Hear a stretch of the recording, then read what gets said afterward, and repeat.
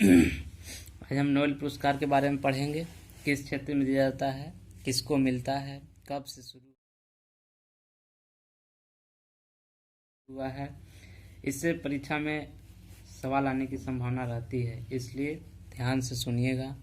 यकीन मानिए आपका दिमाग में फिट हो जाएगा और याद भी हो जाएगा। सिर्फ ध्यान से सुनिएगा।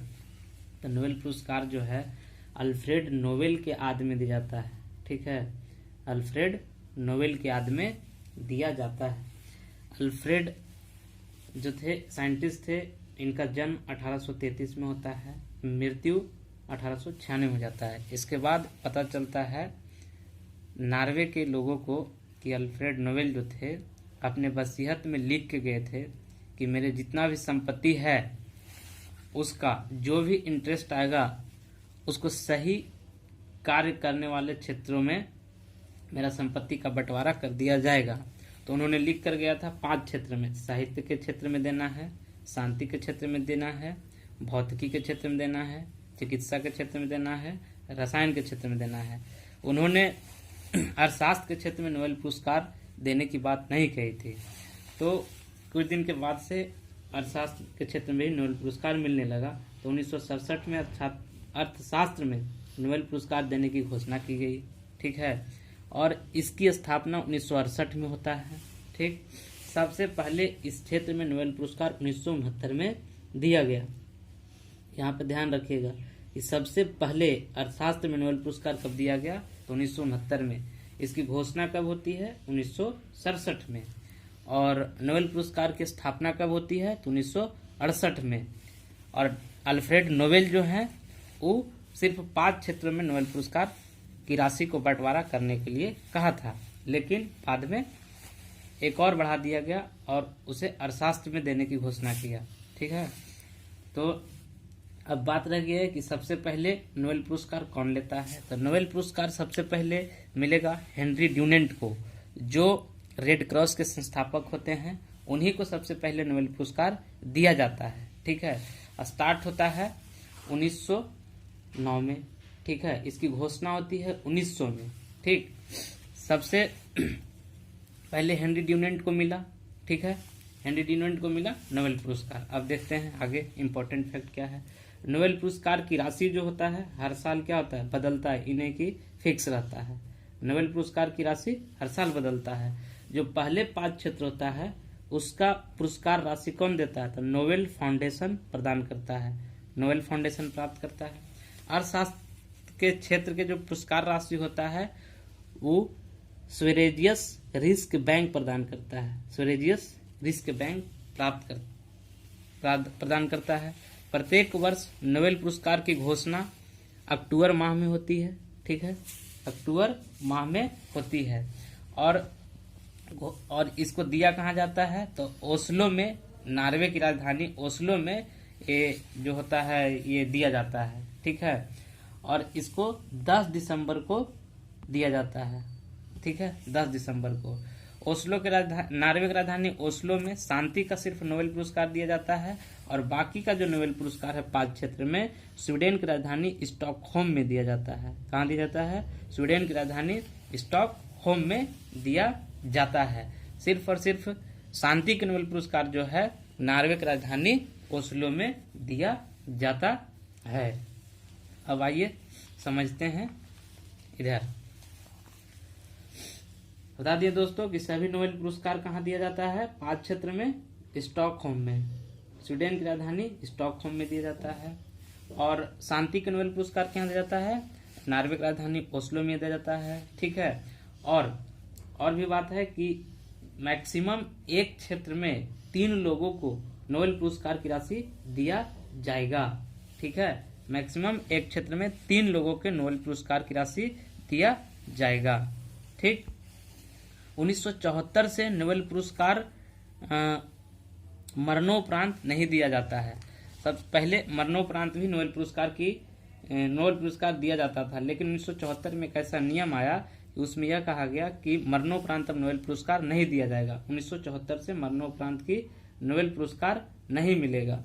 लेकिन अब पूछेगा क्वेश्चन कि अभी तक ऐसा कितने व्यक्ति है जो मरणोपरांत नोबेल पुरस्कार ले चुके हैं, तो आंसर होगा 2 व्यक्ति। दो व्यक्ति है जिसे मरणोपरांत नोबेल पुरस्कार मिला है।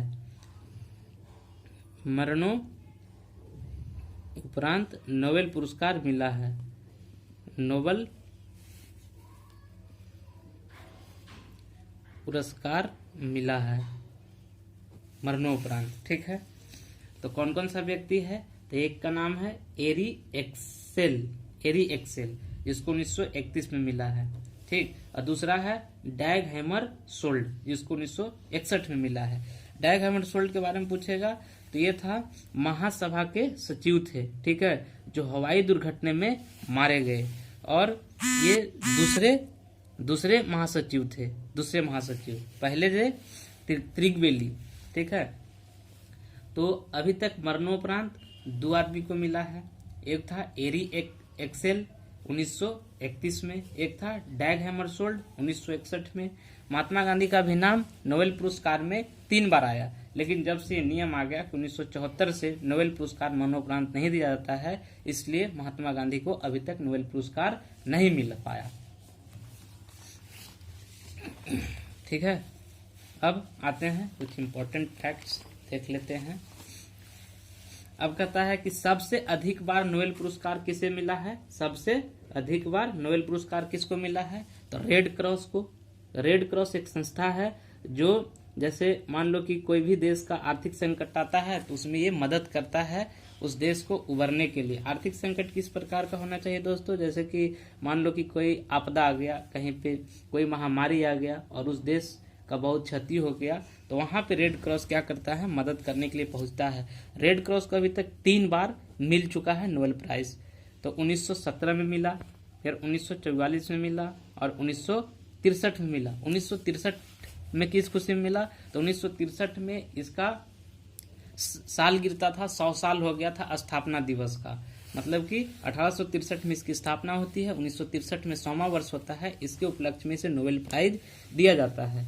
ठीक है, सबसे पहले नोबेल प्राइज 1901 में दिया गया था, जो इसकी संस्थापक है हेनरी ड्यूनेंट रेड क्रॉस का संस्थापक होते हैं। रेड क्रॉस का संस्थापक कौन है? हेनरी ड्यूनेंट, जिसे 1921 में नोबेल प्राइज मिला, जो कि सबसे पहला नोबेल प्राइज था। अब पूछेगा कि सबसे कम उम्र में किसको मिला, फिर सबसे ज्यादा उम्र में किसको मिला। तो अगर जो सबसे कम उम्र में पूछेगा तो है व्यक्ति का नाम लॉरेंस ब्रैंग। क्या नाम है? लॉरेंस ब्रैंग, जिसे 25 ईयर के उम्र में मिल गया था, 25 साल की उम्र में मिल गया था। ये पुरुष में है। अगर जो महिला में पूछेगा कि महिला में सबसे कम उम्र में किसको मिला था, तो मलाला यूसुफजाई को मिला था। मलाला यूसुफजाई को मिला था। ठीक है, इसका दूसरा नाम क्या है? तो गुल मकई है। ये पाकिस्तान की लड़की है। ठीक है, पाकिस्तान की लड़की है और मात्र इसका उम्र 17 साल था। ठीक है, कब मिला? तो 2014 में मिला। ठीक है, इनके साथ भारतीय कौन था? तो कैलाश सत्यार्थी था। किस क्षेत्र में मिला था? तो शांति के क्षेत्र में मिला था। एक बार फिर से देखते हैं, सबसे कम उम्र के व्यक्ति का नाम क्या था? तो लॉरेंस ब्रैग 25 साल की उम्र में नोबेल पुरस्कार ले चुके थे। महिला में पूछेगा तो मलाला यूसुफजाई है। इसका दूसरा नाम जानते हैं हम, गुल मकई के नाम से जानते हैं। मात्र 17 साल के उम्र में इन्होंने नोबेल प्राइज प्राप्त कर ली 2014 में। इनके साथ भारतीय व्यक्ति भी था जिसका नाम था कैलाश सत्यार्थी। ठीक है, अब हम देखते हैं कि इसका पुस्तक का नाम क्या था मलाला यूसुफजाई का। तो पुस्तक का नाम है आई एम मलाला। ठीक है, वी आर डिस्प्लेस्ड। दो पुस्तक थे। पहला पुस्तक था जो आई एम मलाला और वी आर डिस्प्लेस्ड था। ठीक है, अब हम देखते हैं कि 2 बार नोबेल पुरस्कार प्राप्त करने वाले कितने लोग हैं। तो अभी तक 4 लोग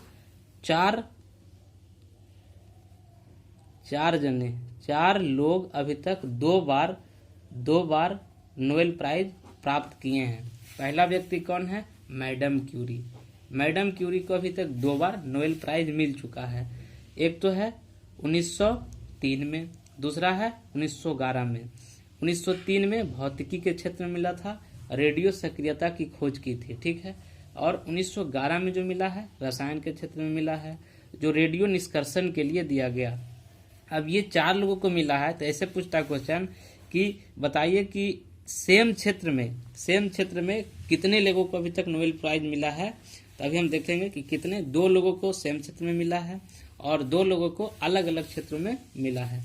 तो जैसे मैडम क्यूरी हो गई 1903 1911, याद रहेगा 1903 1911, 1903 1911, 1903 में भौतिक के क्षेत्र में, 1911 में रसायन के क्षेत्र में। अब आते हैं जॉन बर्डीन को मिला 1956 में ट्रांजिस्टर की खोज किया था और 1972 में अतिचालकता की खोज किया था। तो देखिए दोनों सेम क्षेत्र में हुआ कि नहीं, भौतिकी के क्षेत्र में।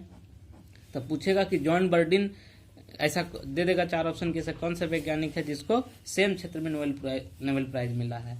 तो एक है भौतिकी के क्षेत्र में 1956 में 1972 में। जॉन बर्डीन को कब मिला, 1956 1972। 1956 में क्या खोज किए थे, ट्रांजिस्टर की खोज किए थे।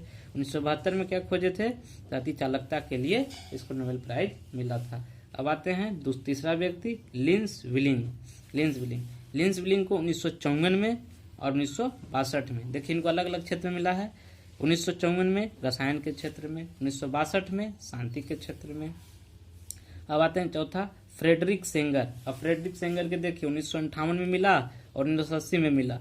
दोनों बार रसायन के लिए दिया गया। रसायन में क्या खोज किए थे, तो इंसुलिन के लिए दिया गया था, इंसुलिन की खोज किया था। ठीक है, इंसुलिन की कमी से कौन सा बीमारी होता है दोस्तों, कमेंट करके बताइएगा।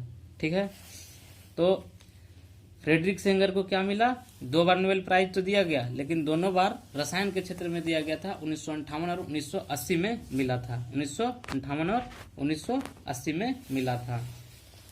ठीक है, अब आते हैं कि भारतीयों को कितना क्षेत्र में मिला है और कितने व्यक्ति को मिला है नोबेल प्राइज।